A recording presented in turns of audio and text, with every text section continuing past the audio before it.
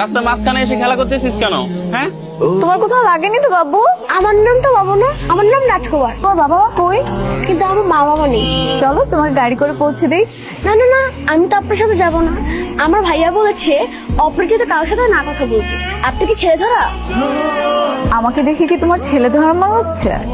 জানি না, কিন্তু আমি আপনার সাথে যাব না। আমার ভাই এখনই আসবে, আমাকে না পেলে খুঁজবে। তো ভাইয়া কই?